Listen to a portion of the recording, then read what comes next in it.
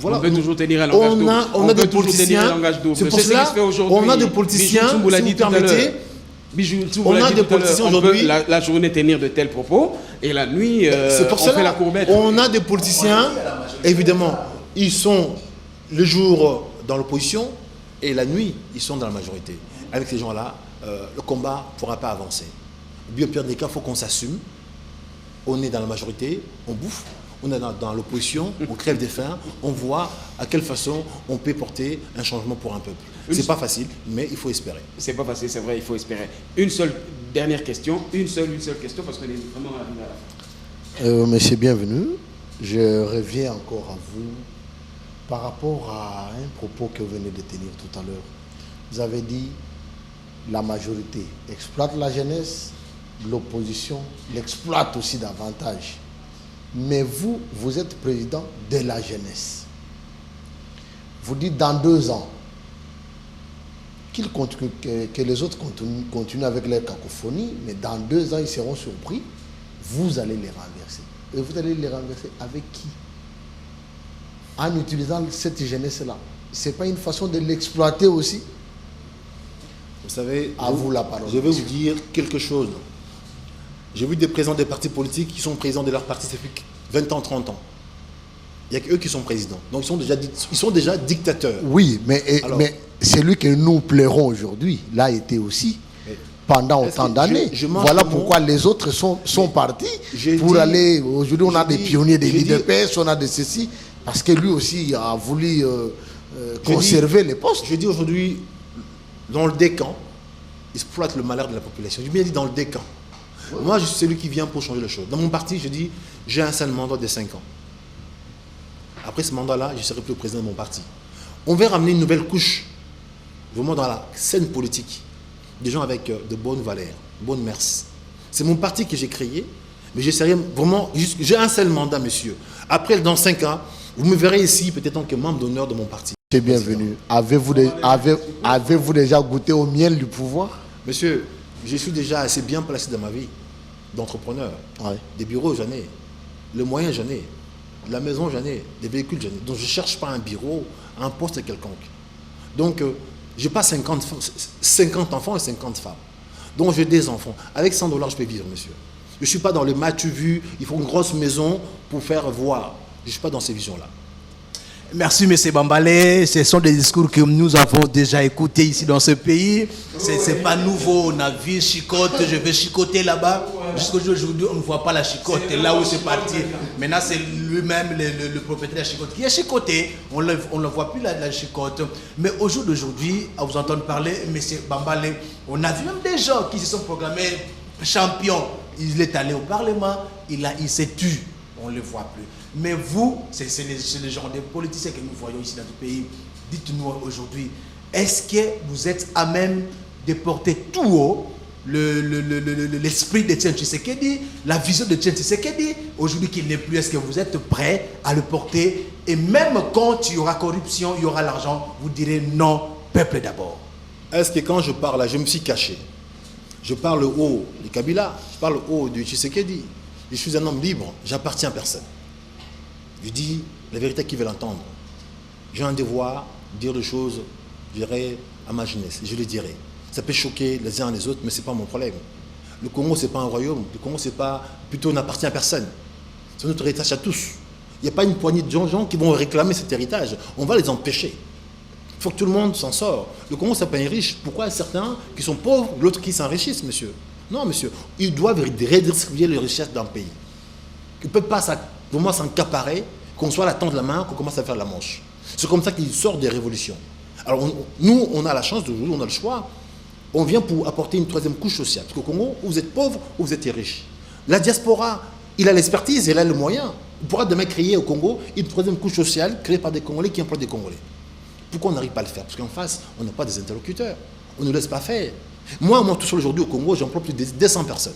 À moi tout seul. Je suis d'abord chef d'entreprise. Vous voyez un peu? À moi tout seul. Sans moyens. J'ai jamais eu un crédit au Congo. Et j'emploie plus de 200 personnes au Congo. Ça fait 15 ans. Sans compter en Europe. Monsieur, nous avons l'expertise. On veut apporter un changement chez nous. Et sur ça aujourd'hui, si nous allons en politique pour trouver, prends le levier en question, ils ont les leviers, parce qu'ils ont un levier entre les mains, mais ils veulent s'accaparer pour eux. On veut prendre cet évier-là, maintenant pour prendre des emplois pour le fils du pays. Dans un pays, s'il n'y a pas des emplois, si les gens ne s'en sortent pas, c'est comme ça qu'ils naissent des rébellions par-ci par-là. On a vécu 32 ans de dictature, mais on ne coupait pas les gens à la machette dans un coin du pays. Les fonctionnaires, ils étaient payés. Donc, vaut mieux peut-être trouver de quelle façon redistribuer les richesses, apaiser les gens, que les gens se retrouvent, que nous mettent des choses où on ne sait pas où on va. Vous comprenez ça? Allez, merci beaucoup, ça n'est fini pour ce programme. On a pas mal de questions encore à vous poser. On vous fait venir sur ce plateau un jour, mais sinon, la dernière question qui n'en est pas pratiquement une, qui n'en est pas vraiment une question. Je crois que Bijou Ntsumbu, par rapport à sa rédaction du journal télévisé, va vous suivre. Monsieur Point de Vue, Dona Metelo, va également vous suivre lorsque la dépouille du Sphinx reviendra au pays. Et en ce moment-là, on va voir bien évidemment le contrôle de la masse, de la foule, parce que la foule, elle est incontrôlée. On ne contrôle pas la foule, vous le savez, en tant que leader. Je le dis parce que en fait vous êtes un fils du rassemblement, sorti de la maison, incompris bien évidemment, et on se demande si demain avec la dépouille mortelle du Sphinx vous serez bien évidemment compris. On va vous suivre pour ça. Réaction en 2 secondes. Je rentre à la maison, aller voir les papas qui rentrent morts. Alors si peut-être le papa m'avait écouté aujourd'hui, il était vivant. Ce pays-là, on l'avait, ces pays. Peut-être j'étais trop jeune pour être compris, ou j'étais trop fou. Il ne m'a pas écouté le père. Maintenant, le père, il part mort. Alors moi, j'aurais voulu qu'on rase ce pays-là pour qu'on reparte à zéro. On vous donne pratiquement 1 minute. Vous avez la caméra en face de vous. Une adresse à la population qui vous suit en ce moment. Mes chers compatriotes, le Congo, c'est notre pays à tous. Je ne me suis pas caché. Je prends des risques quand je parle comme ça. Je ne me suis pas caché depuis mon arrivée. Le Congo, c'est mon pays.